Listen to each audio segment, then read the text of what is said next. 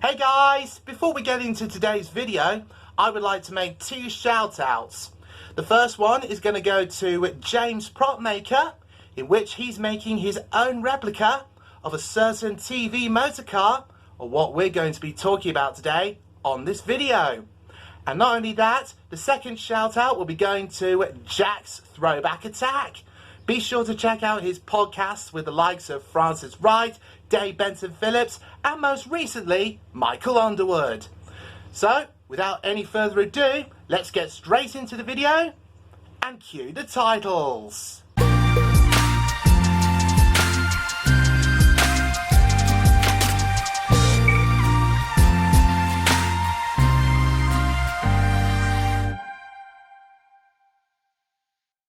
Now this vlog is a very special vlog because it was in fact 1 year ago that I actually travelled down to Stratford-upon-Avon to document on the Ragdoll shop that has now been transformed into an optician since 2005. And since that vlog was uploaded, it had gone on to become the most viewed vlog of 2020 on my channel. And so to celebrate this incredible milestone, I'm going to be having myself a follow-up vlog. And what do I mean by that? Well, that's because I'm at the Motor Museum in the Cotswolds today to have a look at a certain motorcars museum. That's right, it's the 30th birthday of the cheeky little motorcar himself, Brum. Well, here we are folks, the Cotswolds. And as we go further down along this road, this is where today's vlog is taking place.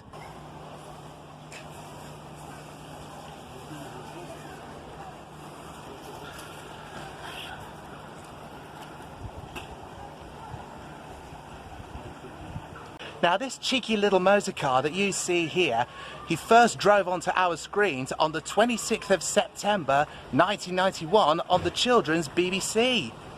And was actually the very first Ragdoll production to be broadcast throughout the whole world. Now whilst I explore inside the museum today, we're also going to be going on a fact-finding mission.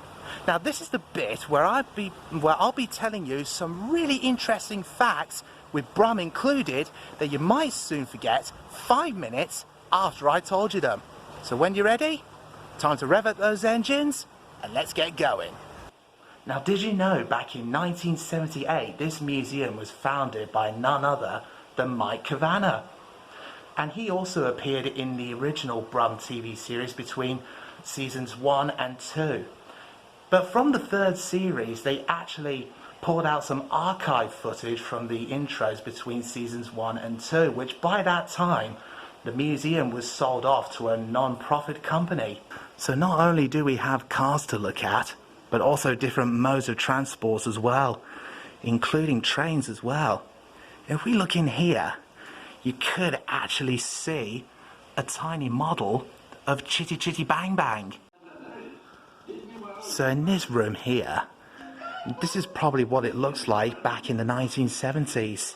If you look inside this booth here, you can actually see some of the characters from other TV shows in the 1970s, like Kermit the Frog here from The Muppet Show, Mr. Happy from the Mr. Men.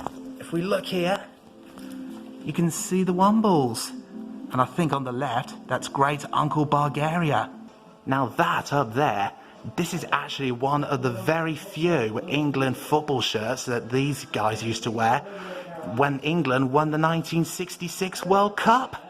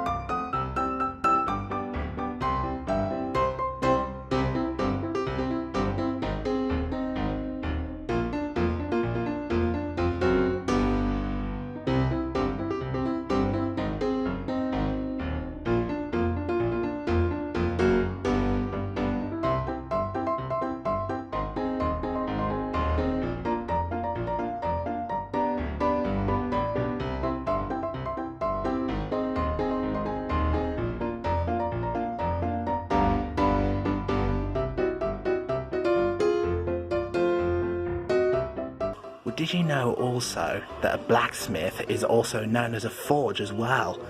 It's also back in those days that before cars came into fruition, it's all been done by horse and carriages. Have I seen that woman somewhere before?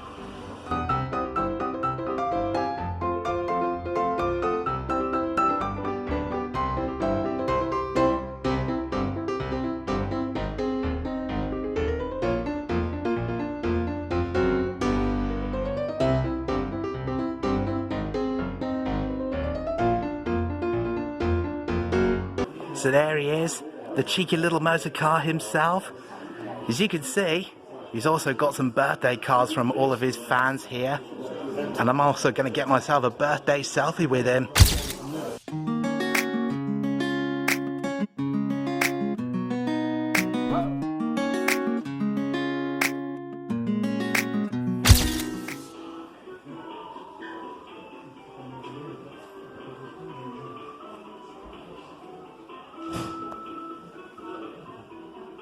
Now the main premise for Brum is that only once a week when this museum is closed, Brum would normally come to life and we start driving into Big Town, and I'll show you the route of where he goes into Big Town on.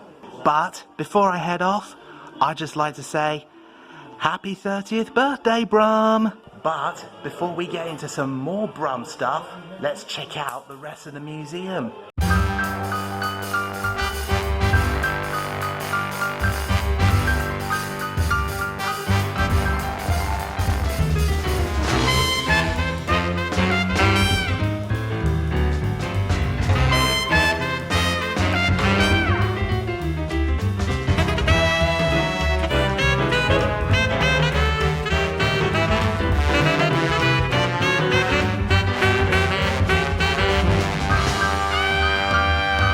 So, we finally made it outside the Motor Museum again. So for those who have been watching Brum from the first season, you may recognise that footpath here in which Brum would drive up on, straight over that bridge there, and straight into Big Town. So as we roll along the next clip that you'll see right now, this is what Brum first looked like in his very first adventure. And it was called Brum to the Rescue. And this was the episode in which Brum would go to the top of the roof of the Birmingham Rep Theatre, which actually still stands to this very day, in which he would try to get some balloons down. But of course he needed to get the fire brigade to help him come down for that. And if you thought getting cats out of trees is more difficult for the firefighters, be sure to check out that episode, which is actually now available on BBC iPlayer. And speaking of the Brum episodes are on BBC iPlayer, the majority of the episodes from seasons 1 until 5 are now on BBC iPlayer from 1991 to 2002.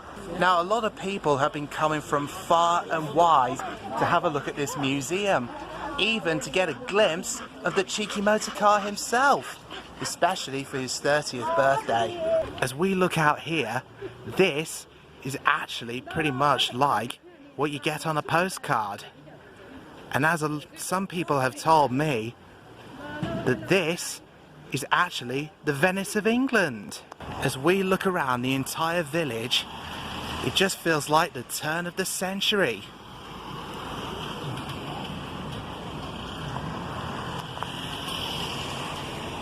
So not only do we have old-fashioned vehicles in a museum, but we also have one outside Hartwell's as well.